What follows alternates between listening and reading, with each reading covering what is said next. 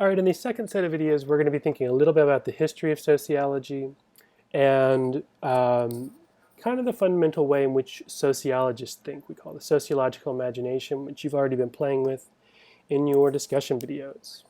So where does sociology come from?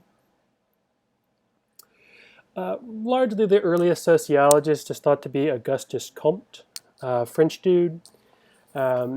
And he is thought to be the first sociologist because he was the first guy who thought there could be scientific laws about society.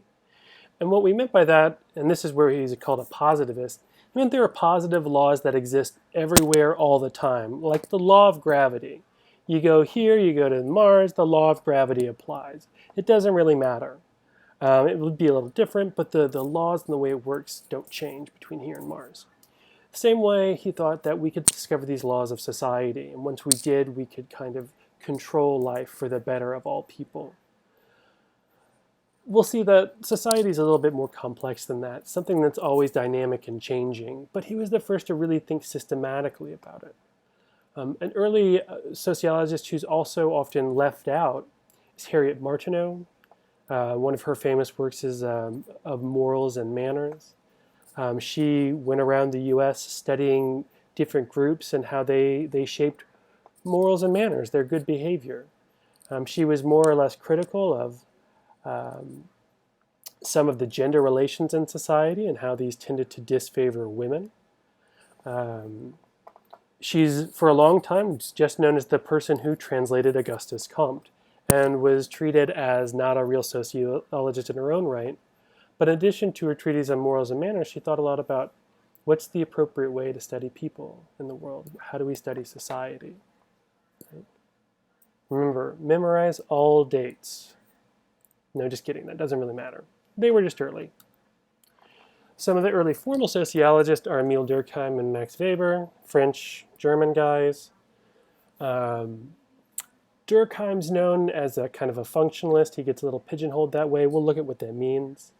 For example, he wanted to see how, if we were going to do functionalism today, we'll look at this more in the next video, but how our healthcare system has been dysfunctioning to not stop the spread of COVID-19. What went wrong in the system? What functions, what dysfunctions? One of his key concepts that we'll see in our reading was that of anomie.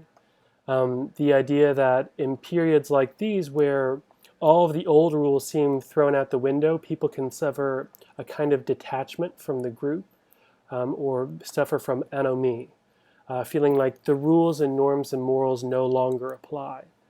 And he studied this idea particularly in the realm of suicide.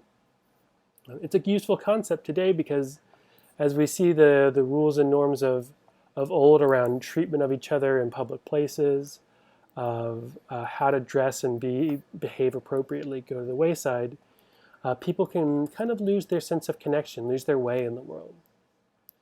Max Weber is known as the key interpretivists. What that means is he was really concerned with interpreting how people think about the world in their own everyday lives.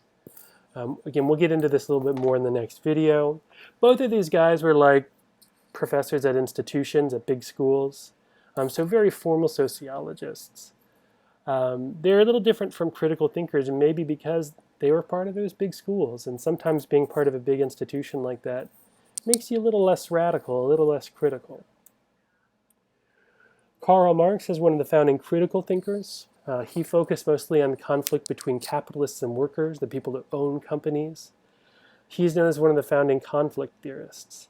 So unlike Durkheim, who assumed societies essentially function pretty well in the interests of everyone, Marx assumed that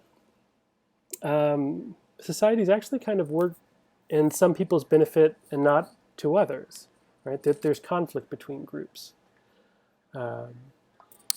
W.B. Du Bois is another famous American sociologist in particular, the first black man to get a PhD from Harvard.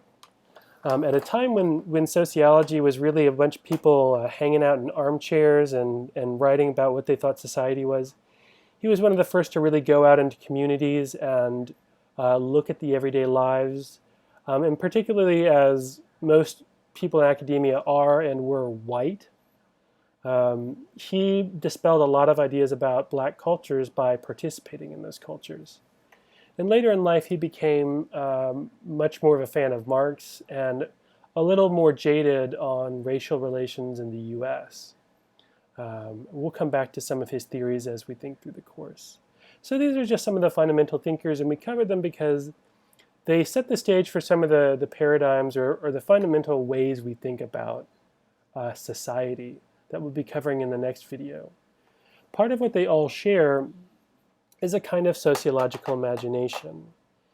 What we'll be doing throughout this course is trying to get at the dynamic between individual agency and social structures.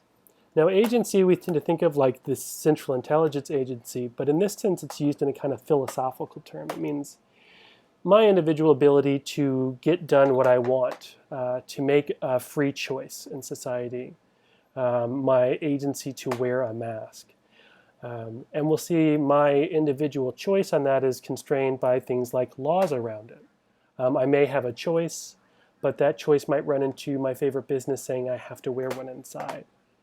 In your videos, you've been thinking about the connection between personal troubles and broader social forces and issues. And this is the kind of dynamic we're going to be developing. We're not going to ignore individuals, it's totally important, but we're going to see the connection between our individual selves, individual past, and bigger historical forces. As Mills puts it, the connection between history and biography. And this is going to involve some important critical thinking. This means going beyond our assumptions, not assuming that we know, but really being critical of everything, not just criticizing, but saying why, for whose benefit, why do I believe this, why is this the case? We're going to continually push into things we think we know about our world and about ourselves throughout this course. And it'll be as interesting as you want to make it. As long as you bring yourself, your interests in your world, it can be a lot of fun.